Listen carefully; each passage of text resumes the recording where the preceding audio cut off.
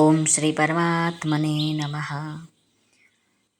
અર્જુનની જિજ્ઞાસાના ઉત્તરમાં પહેલા ભગવાન આગળના 2 શ્લોકમાં અન્ય દાર્શનિક વિદ્વાનોના 4 મતો બતાવે છે. તે આપણે આજે જોવાના છે.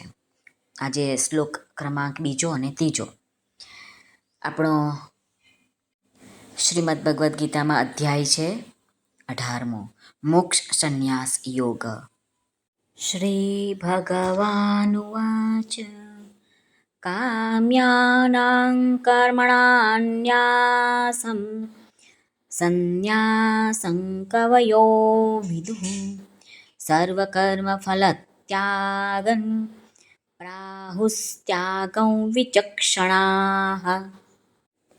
ત્યાજ્યં દોષવદિત્યેકે કર્મ પ્રાહુર્મનીષિણઃ યજ્જદાન તપઃ કર્મ ન ત્યાજ્યમિતિ ચાપરે. શ્રી ભગવાન અર્જુનને કહે છે, કેટલાક પંડિતજનો કામ્ય કર્મોના ત્યાગને સંન્યાસ સમજે છે. કામ્ય કર્મો એટલે કે સ્ત્રી, પુત્ર, ધન આદિ પ્રિય લાગતા પ્રાપ્તિ અર્થે તથા રોગ, સંકટ વગેરેના નિવારણ અર્થે જે યજ્ઞ, દાન, તપ અને ઉપાસના જેવા કર્મો કરવામાં આવે છે એમનું નામ છે કામ્ય કર્મો.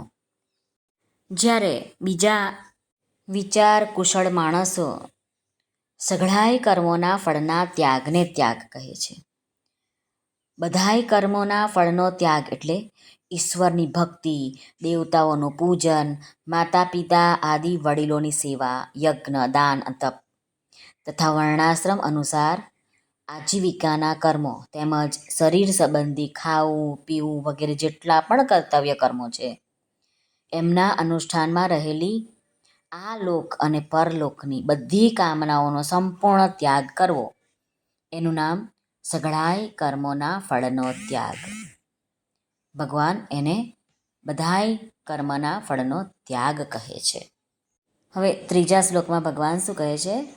ભગવાન કહે છે કે કેટલાક વિદ્વાનો એમ કહે છે કે કર્મ માત્ર દોષયુક્ત છે માટે ત્યાગ કરવા યોગ્ય છે, જ્યારે અન્ય વિદ્વાન એમ કહે છે કે યજ્ઞ, દાન અને તપરૂપી કર્મ ત્યાગ કરવા યોગ્ય નથી. સ્વામી રામસુખદાસજી મહારાજ કહે છે કે આ જે 4 મતો છે તેને 2 વિભાગમાં જોવા મળે છે.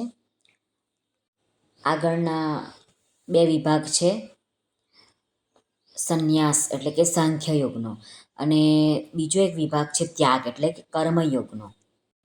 મહારાજ કહે છે કે આ 2 વિભાગોમાં પણ સૂક્ષ્મ અંતર છે.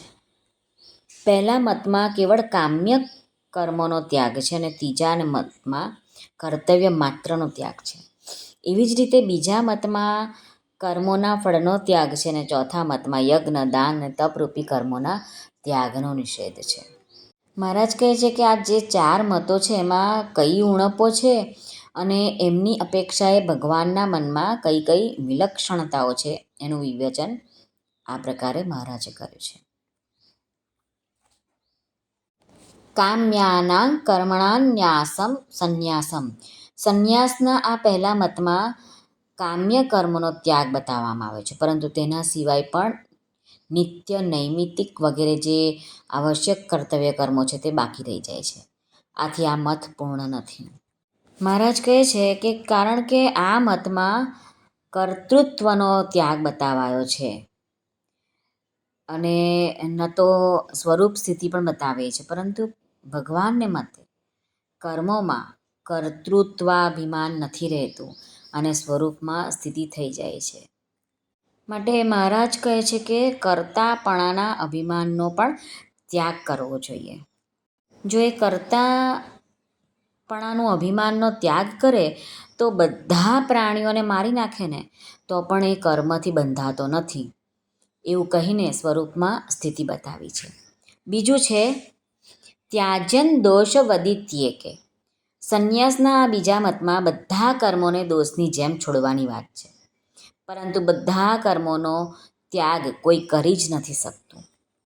કર્મનો ત્યાગ કરવાથી જીવન નિર્વાહ પણ થઈ શકતો નથી. એટલા માટે ભગવાને નિયત કર્મોનો સ્વરૂપથી ત્યાગ કરવાને રાજસ તામસ બતાવ્યો છે.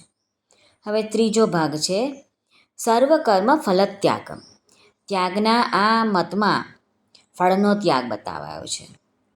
ભગવાનને મતે કર્મની આસક્તિ અને ફળની આસક્તિ બંનેના ત્યાગની વાત અહીં આવી છે. સંગમ ત્યક્ત્વા ફલાની ચ.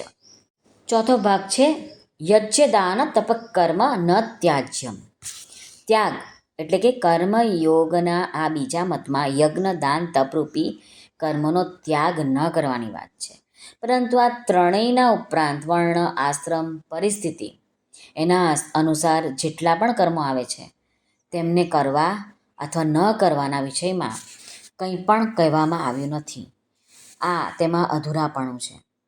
મહારાજ કહે છે કે ભગવાનને મતે આ કર્મોનો ત્યાગ જ કરવાનો નથી, પરંતુ આ કર્મો ન કરતા હો તો જરૂર કરવા જોઈએ. અને એ સિવાય તીર્થ, વ્રત વગેરે કર્મોને પણ ફળ તેમજ આસક્તિનો ત્યાગ કરીને કરવા જોઈએ. શ્રી કૃષ્ણાર્પણમસ્તુ. સર્વને ભાવથી જય શ્રી કૃષ્ણ. રાધે રાધે. હરિઓમ તત્સત. જય ગુરુદેવ દત્ત. જય સ્વામિનારાયણ. જય માતાજી. નમઃ પાર્વતે પતે. હર હર મહાદેવ. હર સિદ્ધેશ્વર મહાદેવની જય. આજ્ઞાનંદની જય. સર્વનું કલ્યાણ થાઓ. સર્વનું કલ્યાણ થાઓ. સર્વનું કલ્યાણ થાઓ.